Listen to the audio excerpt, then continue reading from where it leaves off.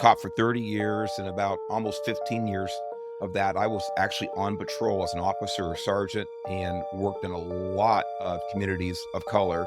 Almost all the people that we engage with in community policing, community outreach, are the people who support us, or at least at the very worst, are the people that don't cause problems for their community or for law enforcement. They just want to go to work, go home, take care of their kids and things like that.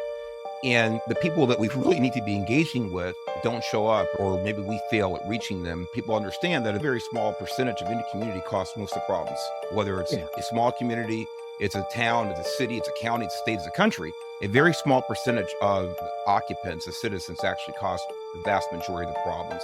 How do you see that when you're talking about community policing, which I know that you're not a big fan of that phrase, but restorative policing? How do you see that in a practical sense as far as dealing with that fact?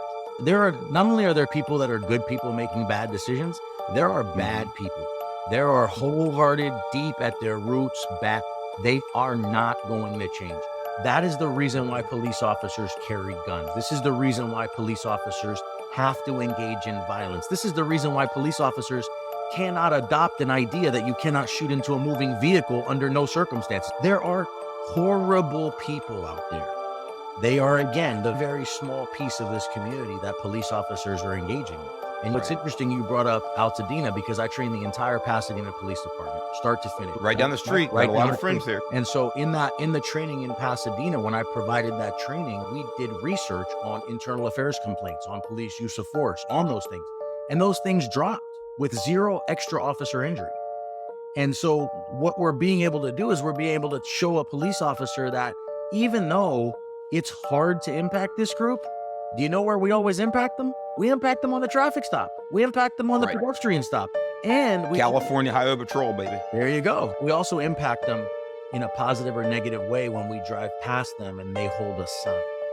And what I mean by that is in 2020, me being actively involved on a skirmish line within the riots, right, in Long Beach, there were a bunch of people holding signs. They were holding signs that said ACAB, F the police, all these things, right? Do you know in 2020 across the nation, how many people holding a sign hurt a police officer in 2020? I don't have a number. No. Number's zero. They were holding a sign, Mark.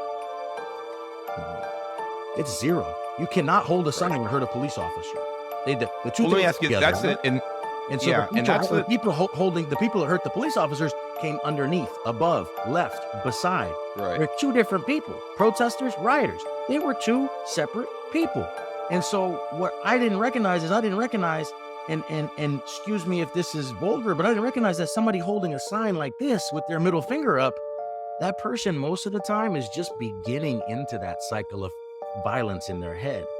And if we can, let me interject there. Would you say that also, though, that person holding a vulgar sign like that, by the way, not just holding a sign, but in a very, very volatile environment, as the George Floyd riots were, and I was on the skirmish lines as well in downtown Los Angeles as a chief. I was out in the skirmish lines.